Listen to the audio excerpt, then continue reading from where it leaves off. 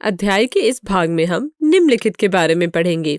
रासायनिक संयोजन के नियम, डाल्टन का परमाणु सिद्धांत, परमाणु और उसका निरूपण और परमाणु द्रव्यमान। तो चलिए शुरू करते हैं।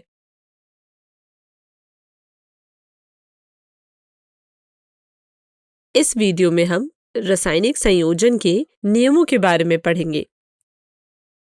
क्या आपके मन में कभी यह सवाल आया है कि हमारे आसपास के पदार्थ कैसे बने हुए हैं?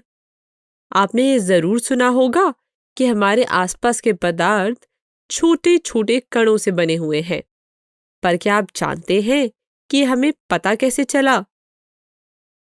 सर्वप्रथम एक भारतीय कन्नड़ ने बताया कि यदि हम पदार्थ को विभाजित करते जाएं, तो हमें छोटे छोटे कण प्राप्त होंगे और अंत में एक ऐसा समय आएगा जब हम उस कण को और विभाजित नहीं कर सकेंगे। आप इसे ऐसे भी समझ सकते हैं।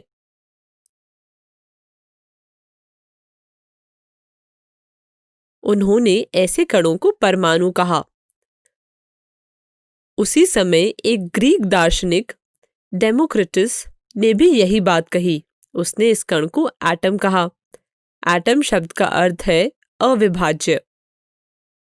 फिर बहुत सालों बाद मनुष्य ने कई प्रकार के धातुओं और अधातुओं जैसे कि लोहा, सोना, चांदी, ऑक्सीजन इत्यादि की पहचान की।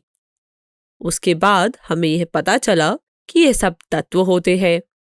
मनुष्य ने यह देखा कि विभिन्न तत्वों को मिलाकर वह नए पदार्थ प्राप्त कर सकता है जो यौगिक कहलाते हैं। अब यह सवाल आया कि तत्व कैसे संयोजन करते हैं और हमें क्या प्राप्त होता है। इस दिशा में एक वैज्ञानिक एंटोनी लॉरेंट ने दो महत्वपूर्ण नियमों की स्थापना की, जिससे रसायन विज्ञान को एक महत्वपूर्ण आधार मिला। आइए इनके बारे में पढ़ें। पहला नियम था द्रव्यमान के संरक्षण का नियम। इस नियम के अनुसार किसी रासायनिक अभिक्रिया में द्रव्यमान का ना तो सृजन किया जा सकता है, ना ही विनाश। तो आइए इसको समझते हैं। एक मेजरिंग सिलेंडर में 5 मिलीलीटर सोडियम सल्फेट ले और उसे एक फ्लास्क में डाल लें। अब 5 मिलीलीटर बैरियम क्लोराइड ले और इसे एक परख नली में डाल लें। अब इस परख नली को फ्लास्क के अंदर एक धागे से ऐसे लटकाएं कि दोनों रसायन आपस में ना मिले। अब इस फ्लास्क को तौल लीजिए और रीडिंग को कहीं नोट कर लीजिए। अब फ्लास्क को लेकर टेढ़ा करें ताकि दोनों रसायन आपस में मिल जाएं। फिर दोनों को अच्छे से हिलाकर मिला लें।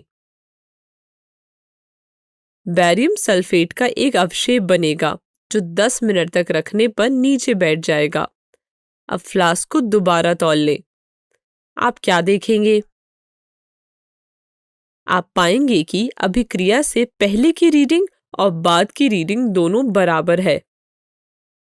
क्या आप बता सकते हैं कि इसका अर्थ क्या हुआ? इसका अर्थ यह हुआ कि अभिकारकों को कुल द्रव्यमान और उत्पाद का कुल द्रव्यमान बराबर है।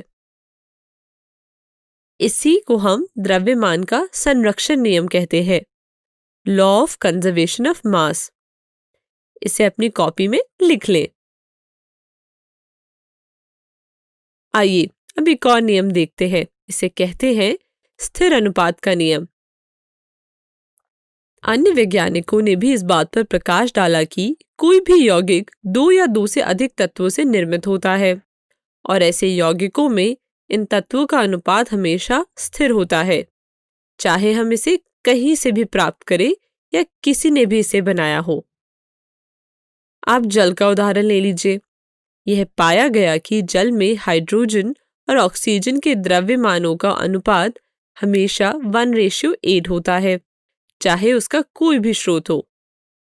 यदि आप 9 ग्राम जल का अपघटन करेंगे तो सदैव आपको 1 ग्राम हाइड्रोजन तथा 8 ग्राम ऑक्सीजन प्राप्त होगा।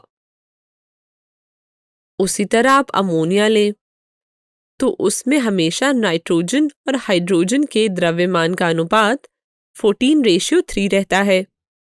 इन उदाहरणों से स्थिर अनुपात के नियम की व्याख्या होती है।